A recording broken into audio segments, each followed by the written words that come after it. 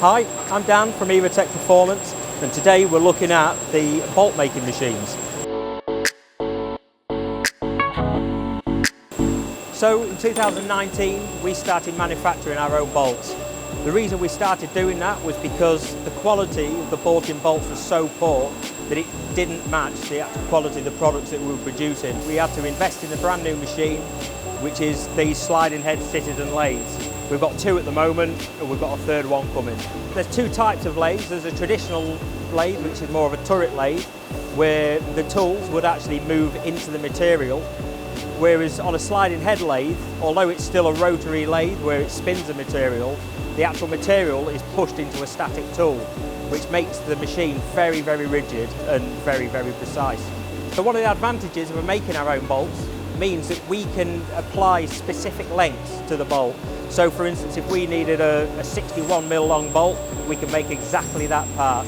We can also play with the shape of the head and make the bolts look a bit more decorative by putting our logo on the parts, for instance. We can be very flexible when prototyping. It could be a really random bolt that we need for a sat-nav bracket. It could be a very specific thread pitch that we need for a certain manufacturer for a crash protection, or it could even be some of the caliper bolts that we've started making. As well as the flexibility that it offers us for prototyping, a lot of the race teams can lean on us for special bolts.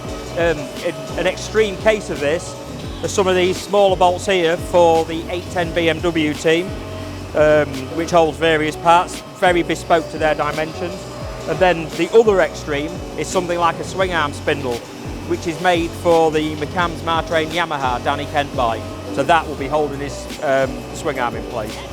When it comes towards the end of the day, the staff will actually come down, the load, the bar feed up. And what this allows us to do, it allows us to load all of the actual material in before we go home at night, which then means that this can then run unmanned through the night time, which helps with the efficiency of the machine. This currently is loaded up with 18mm 316 stainless steel. The bar is actually fed into the first head. It'll be put in the main, turning the main shank onto the bolt. It'll then also be roll threading the threads on. But while that's happening, there's a second operation at this side where it'll actually be working on the second stage of the bolt, but it'll be working on that at the same time as the next bolt is coming through on the first operation. So we have to balance and harmonise the times between those two operations to mean that they're both working all the time. So that was a very, very brief look into our bolt making facility. Stay tuned for the next behind the scenes video.